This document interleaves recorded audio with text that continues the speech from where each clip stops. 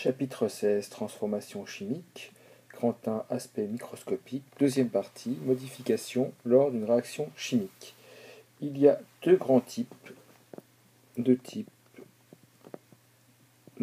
modification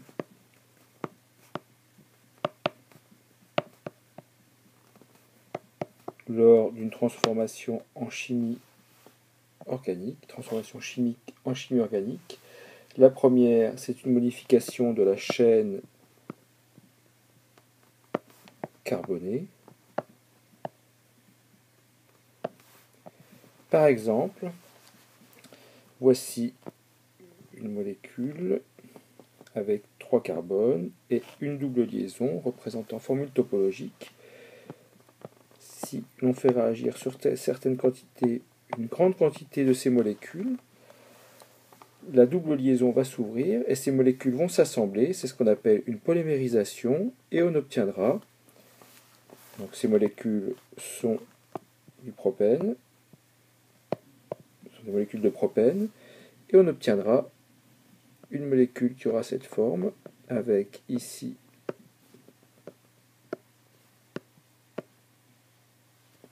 comme cela, donc avec un très grand nombre de ramifications, ceci, et donc cette molécule c'est du polypropylène.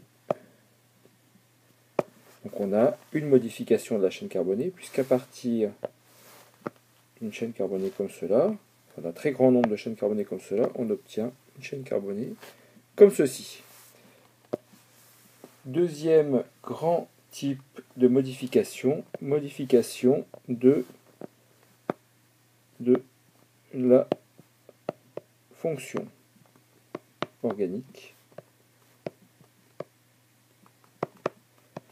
C'est par exemple le cas lorsque, donc sur cette molécule ici, donc qui est du propane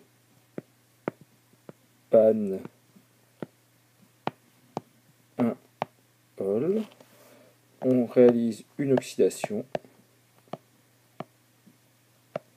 ménagée. On obtient cette molécule-ci qui est du propanal.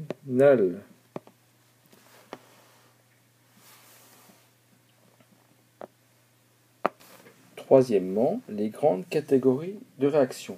Il y a 3 grandes catégories de réactions. La première, c'est ce qu'on appelle la réaction de substitution.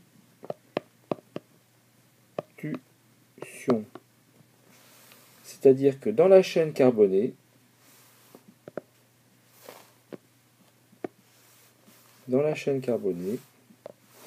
donc par exemple pour cette molécule ici, méthane,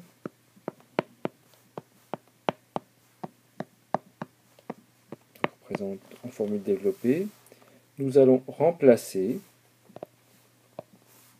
substituer un hydrogène par un groupement OH par exemple, ici, donc nous allons remplacer l'hydrogène par le OH, nous allons intervertir les deux, et donc nous obtiendrons cette formule suivante, qui représente la molécule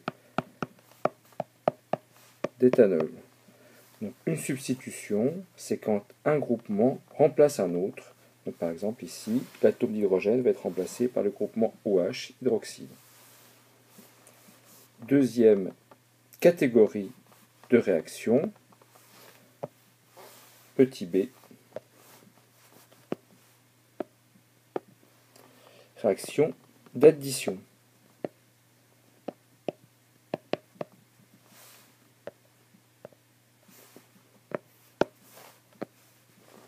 C'est par exemple le cas de ce qu'on appelle la polyaddition, polymérisation, polyaddition.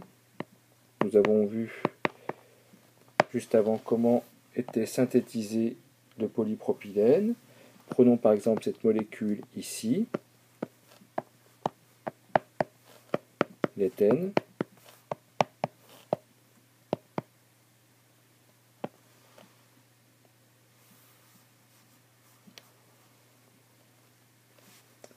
Donc si on additionne un très grand nombre de ces molécules, ici,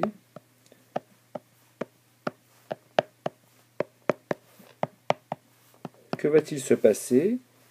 La liaison ici va se rompre, la liaison ici va se rompre, pour donner ici, la liaison est rompue, et elle permet ici de relier les deux molécules à ce niveau. Donc on obtient une molécule donc, avec un très grand nombre d'atomes de carbone, ici.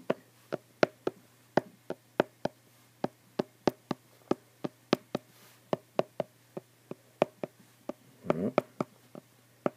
Donc avec à chaque fois tous les deux carbones une liaison qui a été rompue et qui a été donc une liaison, double liaison CC qui a été rompue pour former une liaison simple CC, et on obtient le polyéthylène.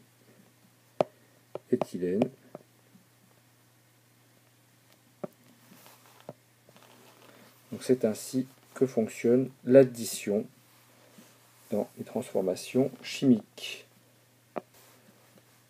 Troisième catégorie de réaction, petit c, ce qu'on appelle la réaction d'élimination. Représentons tout d'abord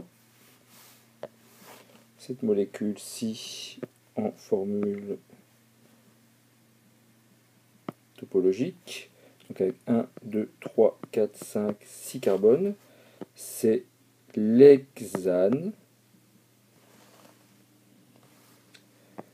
Sous certaines conditions, l'hexane va réagir de cette façon. Donc une liaison entre un carbone et un hydrogène va être rompue en extrémité de chaîne, ici. Une autre liaison avec un carbone et un hydrogène va être rompue ici en extrémité de chaîne, ce qui va nous donner, les deux hydrogènes vont s'assembler pour donner H2. Ces deux liaisons rompues vont s'assembler pour former une liaison carbone-carbone ici, et on obtiendra cette molécule ici, qui est du cyclohexane.